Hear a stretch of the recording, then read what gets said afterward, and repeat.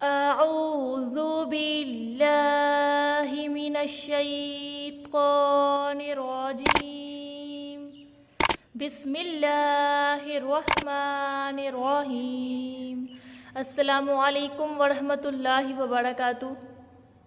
آج کی ویڈیو میں آپ سے شیئر کروں گی چاند رات، جسے لیلۃ الجائزہ یعنی جزا کی رات، انعام کی رات کہا جاتا ہے، اس کی فضیلت کہ جس سے بہت سے لوگ ناواقف ہوتے ہیں اور اس لیے اس رات کو وہ ضائع کر دیتے ہیں۔ اب جزا اور انعام کس چیز کا؟ کہ ہم نے جو پورا رمضان روزے رکھے، تراویح پڑھی، نیک کام کیے، غرباء و مساکین کی مدد کی، بھوک پیاس برداشت کی، تو اس سب کا انعام جو ہے وہ اس رات ہمیں ملتا ہے، جسے چاند رات کہتے ہیں اور لیلۃ الجائزہ بھی اس کو کہا جاتا ہے۔ اس رات کی فضیلت کا اندازہ اس حدیث پاک سے لگایا جا سکتا ہے کہ حضرت ابو ہریرہ رضی اللہ تعالیٰ عنہ نے حضور اکرم صلی اللہ علیہ وسلم سے نقل کیا کہ میری امت کو رمضان شریف کے بارے میں 5 چیزیں مخصوص طور پر دی گئی ہیں جو پہلی امتوں کو نہیں ملی۔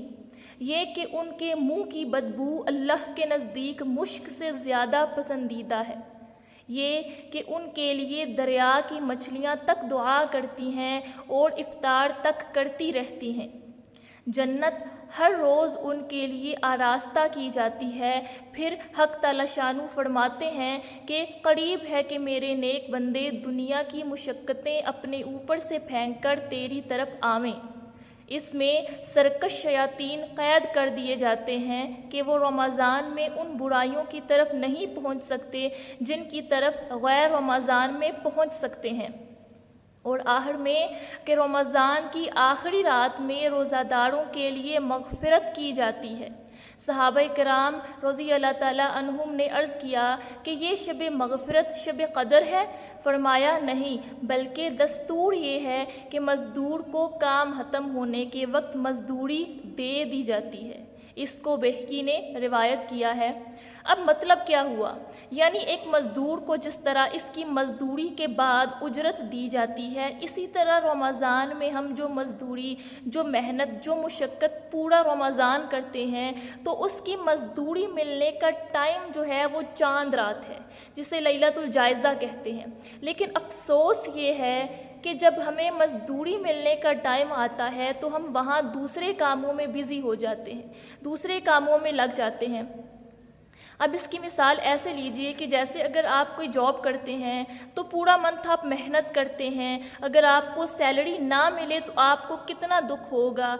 اسی طرح جب ہماری اجرت، ہماری جزا لینے کی باری آتی ہے، پورا رمضان گزرنے کے بعد جب وہ آخری رمضان کی رات آتی ہے جسے چاند رات کہتے ہیں، جب وہ آتی ہے تو ہم بزی ہو جاتے ہیں، اور اس رات پورے رمضان میں جتنے جہنمیوں کو جہنم سے آزاد کیا جاتا ہے، ان سب کے برابر، یا ہو سکتا ہے کہ ان سب سے زیادہ اللہ پاک بہتر جانتا ہے، اس ایک رات میں اللہ پاک جہنمیوں کو جہنم سے آزاد کرتا ہے۔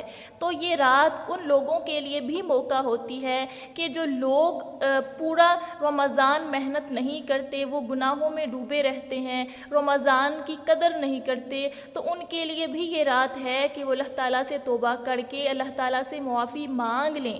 اس لیلۃ الجائزہ میں وہ اللہ پاک سے معافی مانگ لیں، ہو سکتا ہے کہ اللہ پاک اس کو معاف کر دے۔ لیکن ان سب میں مطلب سب گنہگاروں کی بخشش ہو جاتی ہے اس رات، لیکن چار لوگ ایسے ہیں کہ جن کی بخشش اس رات، اس مبارک رات میں بھی نہیں ہوتی، اور نہ ہی ان کی بخشش لیلۃ القدر میں ہوتی ہے۔ وہ 4 لوگ کون ہیں؟ شراب پینے والا، ماں باپ کا نافرمان، رشتہ داروں سے قطع تعلق کی کرنے والا، اور دل میں کینہ رکھنے والا۔ تو ہم لوگوں نے پہلے اپنے آپ کو ان گناہوں سے پاک کرنا ہے تاکہ ہم اللہ پاک سے اپنی بخشش اور مغفرت کروا سکیں۔ اللہ پاک ہمیں ان گناہوں سے محفوظ رکھے۔ اس کے علاوہ سنن ابن ماجہ کی روایت ہے کہ نبی کریم صلی اللہ علیہ وسلم نے ارشاد فرمایا کہ جس نے عیدین کی رات یعنی شب عید الفطر اور شب عید الاضحیٰ طلب ثواب کے لیے قیام کیا، اس کا دل نہیں مڑے گا جس دن لوگوں کے دل مر جائیں گے۔ لیکن افسوس یہ ہے کہ جیسے ہی ہمیں عید کا چاند نظر آتا ہے تو ہم سب کچھ بھول جاتے ہیں، حتیٰ کہ عشاء کی نماز بھی چھوٹ جاتی ہے۔ لوگ بازاروں میں اور مارکیٹس کی طرف جانا شروع ہو جاتے ہیں چاند رات منانے، جو کہ بہت بدنصیبی ہے کہ ہم اپنی جزا لینے کی رات کو جزا لینے کے لیے حاضر ہی نہیں ہوتے۔ تو برائے مہربانی میرے مسلمان بہنوں اور بھائیوں، اس رات کو ضائع نہ کریں، چاند رات انجوائے کریں، لیکن شریعت کے دائرہ میں رہ کر اللہ کو بھول نہ جائیں، نماز کو چھوڑ نہ دیں۔ چاند نظر آئے تو پہلے اللہ کا شکر ادا کریں۔ اب یہاں پہ ایک بات ہے کہ چاند نظر آتا ہے تو عید تو آتی ہے، لیکن یہ بھی ہے کہ رمضان گزر جاتا ہے۔ اب ہمیں نہیں پتہ کہ اگلا رمضان ہمیں نصیب ہو یا نہ ہو، تو جو رمضان کی آخری رات ہے چاند رات، اس کو ضائع نہ کریں، بلکہ اس میں اللہ تعالیٰ سے دعائیں مانگیں، اللہ تعالیٰ کا شکر ادا کریں اور اللہ تعالیٰ سے اپنی مغفرت کی دعا کریں کہ پتہ نہیں اگلا رمضان ہمیں نصیب ہو کہ نہ ہو، پتہ نہیں ہم نے رمضان کیسے گزارا، پتہ نہیں ہماری بخشش ہوئی کہ نہیں ہوئی۔ تو یہ آخری موقع ہے کہ اپنی بخشش کروا لیں۔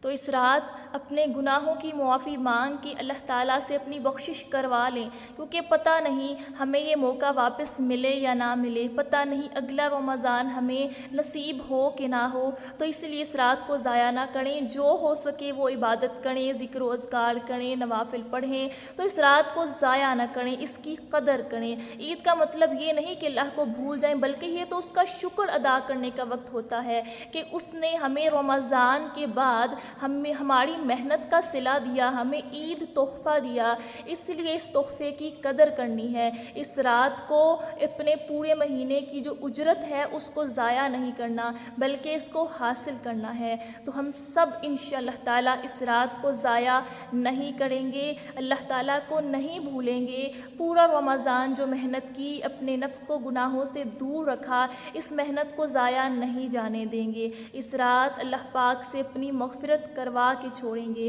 اللہ پاک مجھے اور آپ سب کو عمل کی توفیق عطا فرمائے، اور یہ عید سب کے لیے، سب انسانوں کے لیے ڈھیر ساری خوشیاں لے کے آئے۔ آمین ثم آمین۔ اور میری طرف سے سب کو عید مبارک۔ اللہ حافظ اینڈ فی امان اللہ۔